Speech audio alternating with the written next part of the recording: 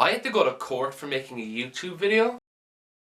What is up guys, I'm Downey here, back with another video, and today I want to talk about the fact I was in court for making a YouTube video. Now why I'm talking about this now is the event actually happened, like all this happened in like October, and it all cleared up and a lot of things came from it, but there was a few barriers put in place that I feel like I should talk about now, because if you aren't aware, I'm vlogging every day for the next 2 months. This is day 3.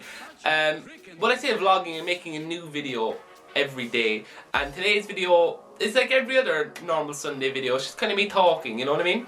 But I want to talk about this because this will give some context to some issues that might arise in the future in these next 2 months. So without further ado, let's get the story started. So basically, okay, what happened is this, right?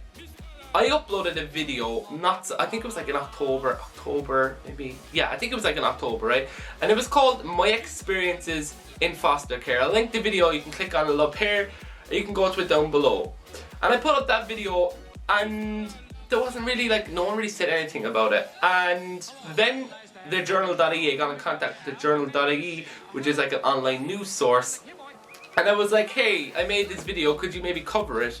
And so they covered it and they wrote an article about it, and in the first 24 hours that article had 60,000 views. But in the first hour I had 5 phone calls from radio stations, from TV shows, from newspapers, wanting to talk to me further about my experiences in foster care.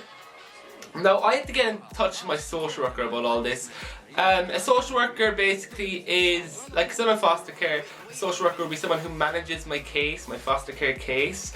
I had to get in touch with my social worker about this, and I was like, hey look, all these people want to do interviews with me, can I go do them? And she was like, hold on, I have to make some calls. Whatever she said, right?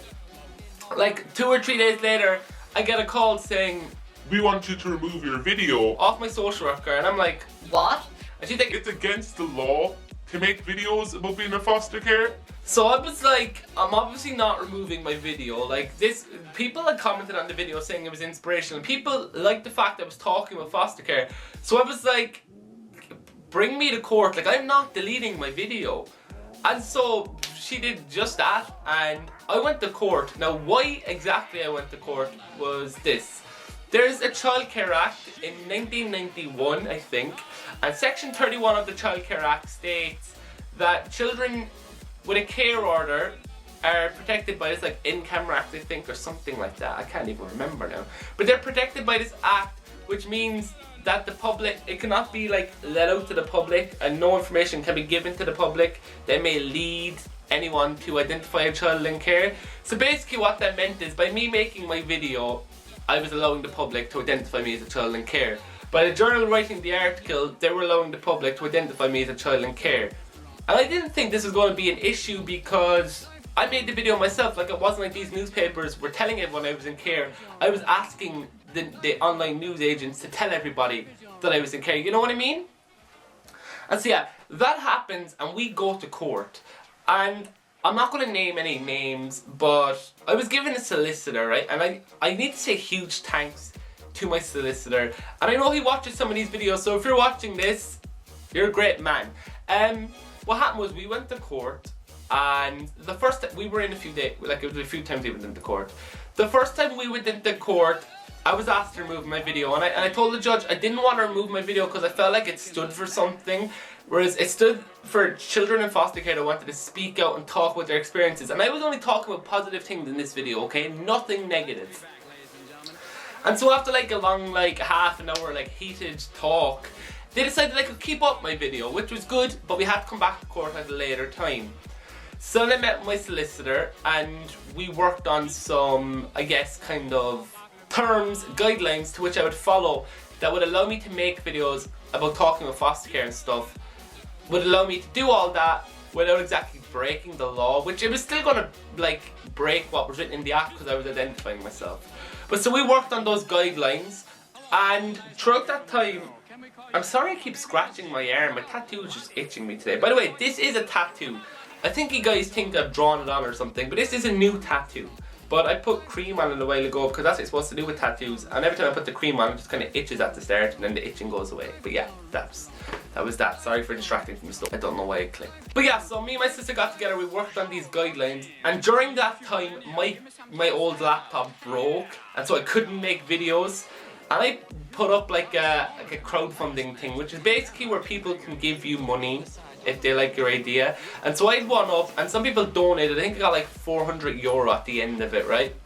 And all I was saying is basically I need to get a new laptop, and could people help and donate to that? Now my social worker also saw this and took a problem to it, and then she brought it into court as well with that. So we went into court, not really expecting much about the fundraising because we didn't know that was an issue to them, and I went in talking with these guidelines, and then I was told by the judge that I had to take down my fundraising campaign, but in return I would get the money for my MacBook, which I now have, my MacBook Air.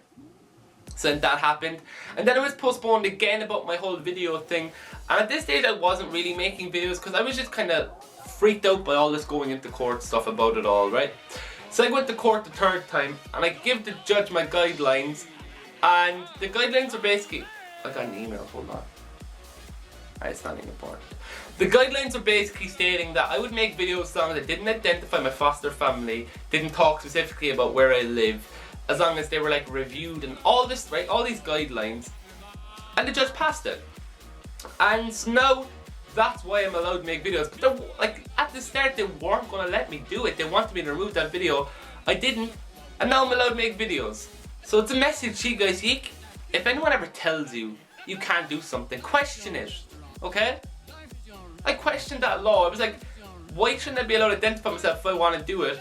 And then it turns out I am allowed to do it in the end. Why I brought this up now, I know you may be wondering, like, why did you talk about all this now, is that while I'm daily vlogging or daily videoing, some days you won't get to see a lot of depth into the videos, and those days specifically should be, or most likely will be, Monday, Tuesday and Wednesdays, because on those days I'm in my foster house, and my foster home, it's not a house, it's a home. I'm here, and I can't show you the family, and I can't show you like specifically around the house and stuff. Because of that law, there's still those barriers put in place. And so I just hope you guys understand that that is the case. And you're not questioning it, and you're not saying like, oh, why aren't you like making videos around the house and stuff? Like you don't want to share that with us. I do, but I'm not allowed by law. So I just wanted to clear that up with you guys and tell you that story. So yeah, that was my story about how I was brought into court for making a video on YouTube. If you liked this video and you liked the story, give it a big old thumbs up. If you didn't like this video, you didn't like the story, give it a big old thumbs up. Comment below and tell me what you think about the fact that I wasn't allowed to make a video. Tell me below if you've ever been told you can't do something and then you've overcome it and you've done it. Share this video if you like the story and you want to reach other kids in foster care. You just want to support me, because sharing this really helps me because people are aware of who I am. Also, you can follow me on all my social media. I'm Sean Downey on Twitter, Snapchat, Instagram. I always respond to you guys on them, so don't be afraid to talk to me. Also, right now when you're watching this, I'll be in Brussels, so come back tomorrow at 5 PM to see a Brussels vlog. Okay, love you guys, adios!